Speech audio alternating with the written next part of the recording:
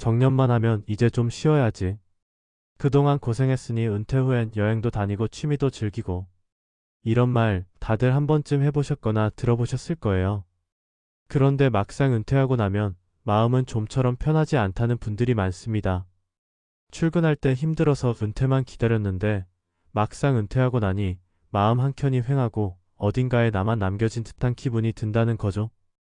특히 한 직장에서 수십 년간 일하며 열심히 살아온 분일수록 갑자기 삶의 리듬이 끊기고 나면 혼란이 더 크게 옵니다. 경제적 문제도 있지만 사실 더 무서운 건 이제 나는 뭐하지? 라는 존재감의 붕괴예요. 오늘은 그런 이야기를 해보려 합니다. 누구든 맞이하게 될 은퇴라는 변곡점, 그리고 그 이후의 삶에 대해요. 직장 생활 30년 넘게 하고도 은퇴 후 길을 잃은 사례 3가지를 나눠볼게요. 혹시 이 글을 읽는 분 중에 은퇴를 앞두고 있거나 누군가의 은퇴를 지켜보고 계신다면 분명 공감되는 이야기일 거예요. 1. 35년을 일했는데 하루아침에 쓸모없는 사람이 된 기분이었어요. 김철수 가명 62세 은행원 출신. 김철수 씨는 35년간 한 은행에서 일한 성실함의 대명사 같은 분이었습니다. 지점장까지 하고 동료들에게도 인정받던 분이죠. 정년퇴직을 앞두고는 이제 좀 여유있게 살아야지라며 캠핑 장비 사고 아내랑 제주도 한 바퀴 돌 계획까지 세웠답니다. 하지만 문제는 3개월 후 찾아왔어요. 아침에 눈을 떠도 갈 곳이 없고 전화도 거의 오지 않고 뭔가 사회에서 멀어진 느낌. 퇴직 축하합니다 라는 말이 무색할 정도로 허무함이 밀려왔대요. 심지어 자존감도 내려가고 내가 이제 아무짝에도 쓸모없구나라는 생각까지 들기 시작했죠. 그의 아내는 말합니다. 남편이 예전엔 바빠도 활기가 있었는데 요즘은 늘 멍하니 앉아 있어요. 말도 줄고요.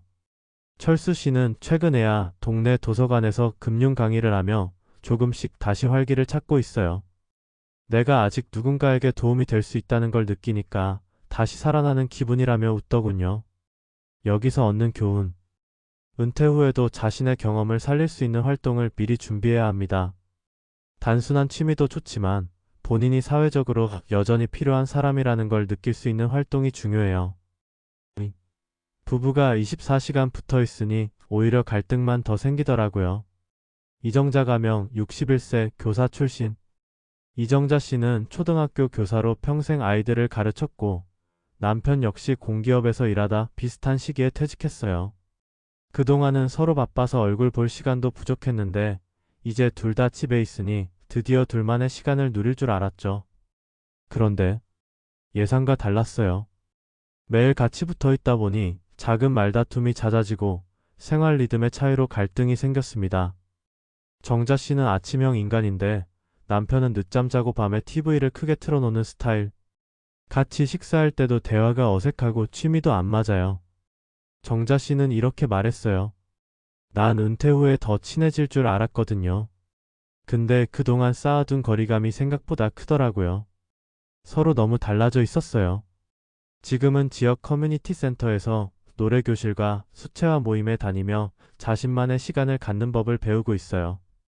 남편도 요리교실을 등록해 각자의 취미를 즐기고 서로에게 조금 더 여유로운 시선을 갖게 됐답니다. 여기서 얻는 교훈. 은퇴 후 부부가 매일 같이 시간을 보내는 건 낭만처럼 들리지만 개인의 시간과 공간도 반드시 필요해요. 함께하는 시간만큼 따로 여유롭게 보내는 시간도 소중하답니다. 3. 돈보다 시간이 더 무서웠어요. 박영수 가명 65세 공무원 출신. 박영수 씨는 정년퇴직 후 노후 자금도 꽤 준비해둔 상태였습니다. 연금도 안정적으로 들어오고 아이들도 다 출가해서 경제적 걱정은 크게 없었어요. 그런데 영수 씨는 은퇴 후 1년쯤 지나며 우울증 초기 진단을 받게 됩니다. 처음엔 무료함 때문이었고 그 다음엔 건강 문제로 병원을 자주 다니다 보니 더 우울해졌죠. 돈은 있는데 이걸 쓸 곳도 같이 쓸 사람도 의미도 없더라는 말이 참 무겁게 들렸어요. 영수 씨는 최근 근처 대학 평생교육원에 등록해 건강한 루틴을 만드는 연습을 하고 있어요. 요가 수업도 듣고 자원봉사 활동도 시작했죠. 누군가 기다려주는 장소, 내가 가야 할 이유가 생기니까 하루가 달라졌다고 해요. 여기서 얻는 교훈. 은퇴 후 삶에서 가장 무서운 건 시간의 공허함이에요. 계획 없는 하루하루는 자칫 우울과 고립으로 이어질 수 있죠. 시간을 채워줄 활동 루틴을 만들어야 합니다. 마무리하며 은퇴는 끝이 아니라 전환점입니다. 은퇴라는 단어는 어쩌면 정지의 느낌을 줄 수 있어요. 하지만 실제로는 또 다른 삶의 챕터가 시작되는 거죠. 다만 그 전환이 부드럽게 이어지려면 준비가 필요합니다. 자신의 경험과 재능을 살릴 수 있는 활동, 부부간에도 독립적인 취미와 시간, 하루하루를 채워줄 작은 루틴, 이런 것들이 은퇴 이후 삶을 지탱해주는 버팀목이 되어줘요. 막연히 쉬면 되지가 아니라 어떻게 의미 있게 쉴 수 있을지를 고민하는 게 필요합니다. 혹시 지금 당신이 은퇴를 앞두고 있다면 또는 누군가의 은퇴를 옆에서 보고 있다면 이 글이 조금이라도 방향을 찾는 데 도움이 되기를 바랍니다. 당신의 새로운 인생 이막 아직 늦지 않았어요. 지금부터 준비해도 충분합니다.